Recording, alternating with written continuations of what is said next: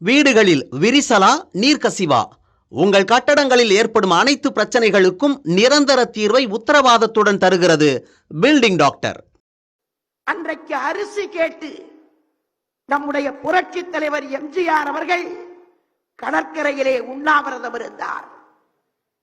நம்முடைய அம்மா அவர்கள் காவிரி நதிநீர் கேட்டு கடற்கரையிலே உண்ணாவிரதம் இருந்தார். அன்றைக்கு இந்த அறிவு எங்கே போனது? ஆதரவு தந்தார்களா? உடன் வந்தார்களா? அண்ணன் எடப்பாடியாரை அழைக்க கூட தகுதி இல்லாத சில ஜென்மங்கள் இன்றைக்கு கேட்டுக் கொண்டிருக்கிறார்கள். அண்ணன் எடப்பாடியார் அவர்கள் சாதாரண விவசாய குடும்பத்திலே பிறந்து வளர்ந்தவர். அவர் கிளைக்கழக செயலாளராகி வந்து இன்றைக்கு இந்த நிலைக்கு உயர்ந்து நிற்பவர்.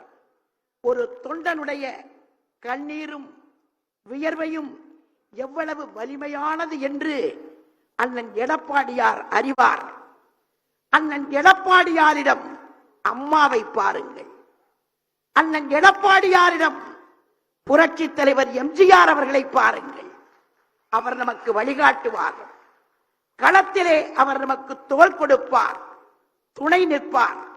நம்முடைய பகை விலகும். நம்முடைய வெற்றி தொட்டுவிடும் தூரத்திலேதான் இருக்கிறது. கடுமையாக உழைப்போம். அண்ணன் எடப்பாடியாரை மக்கள் விரும்பியபடி முதலமைச்சராக ஆக்கி காட்டுவோம் என்று வீர சபதம் எடுப்போம் என்று சொல்லி வருகை தந்திருக்கிற அனைத்து செயற்குழு உறுப்பினர்களையும், தலைமை கழக நிர்வாகிகளையும், மூத்த நிர்வாகிகளையும், நம்முடைய சோதனைகள் ஏற்படும் போதெல்லாம் நம்மை இன்றைக்கு தாங்கி பிடித்துக் கொண்டிருக்கிற நம்முடைய கழகத்தின் தலைவர் அண்ணன் பொதுச் செயலாளர் எடப்பாடியார் அவர்களையும் வருக வருக என்று வரவேற்று வாய்ப்புக்கு நன்றி கூறி விடைபெறுகிறேன். நன்றி, வணக்கம். வீடுகளில் விரிசலா நீர்க்கசிவா? உங்கள் கட்டடங்களில் ஏற்படும் அனைத்து பிரச்சனைகளுக்கும் நிரந்தர தீர்வை உத்தரவாதத்துடன் தருகிறது பில்டிங் டாக்டர்.